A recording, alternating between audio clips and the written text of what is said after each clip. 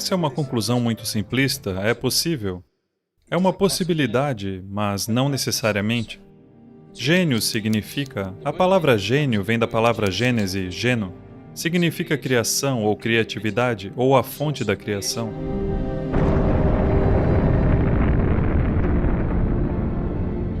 Portanto, um gênio significa que de alguma forma ele tocou na fonte da criação, consciente ou inconscientemente.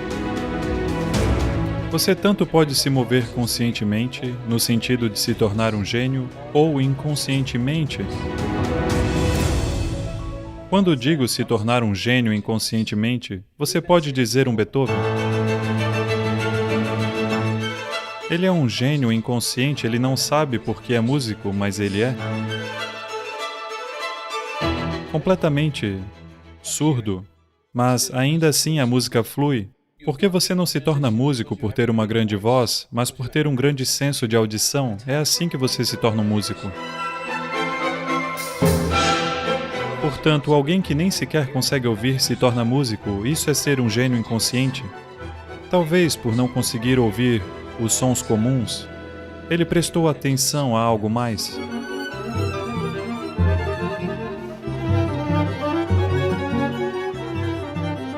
Você deve ter ouvido yogis falando sobre... Se você se tornar meditativo, primeiro você ouvirá um sino, depois ouvirá uma harpa, depois ouvirá alguma outra música. Você ouviu essas histórias?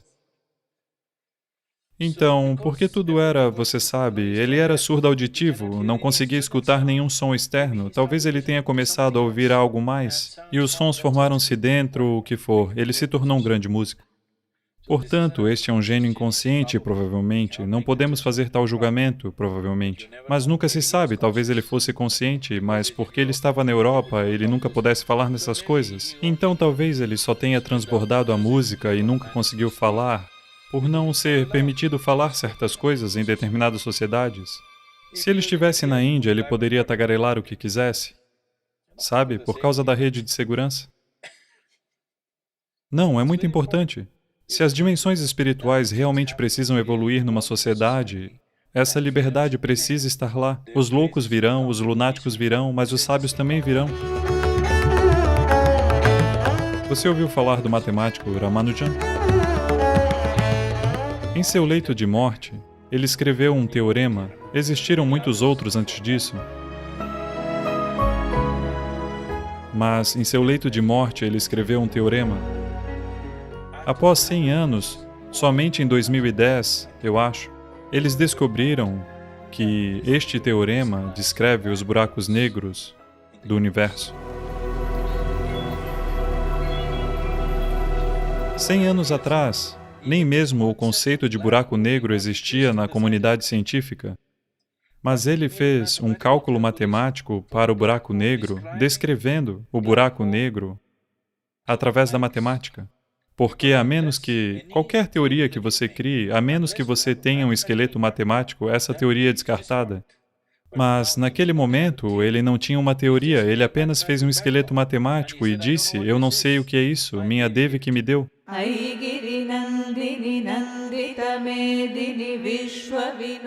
Como no Yoga Center temos uma Linga Bhairavi, da mesma forma, uma divindade, uma janela consagrada para a criação. Então, todas estas divindades são, na verdade, portas para possibilidades ilimitadas. Se você souber como abrir a porta, isso se torna uma possibilidade limitada. Para ele, tudo se tornou matemática. Para alguém pode ter se tornado música, para outra pessoa pode ter se tornado outra coisa. Ou se você estiver abordando isso conscientemente, você pode fazer disso o que desejar. O que quer que você deseje, você pode criar isso. Inconscientemente, se você chegar lá, pode se tornar uma dimensão do universo. Portanto, a matemática não foi inventada em sua sala de aula. Não amaldiçoe seu professor de matemática. Ela é a natureza do universo.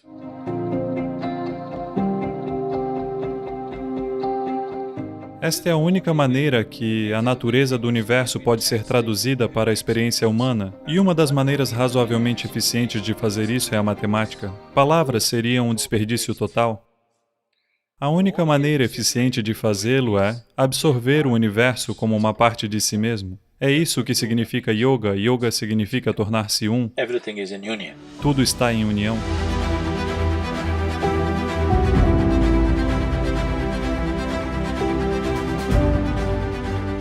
Essa é a única maneira de você verdadeiramente saber. A matemática é uma maneira razoavelmente boa de interpretação.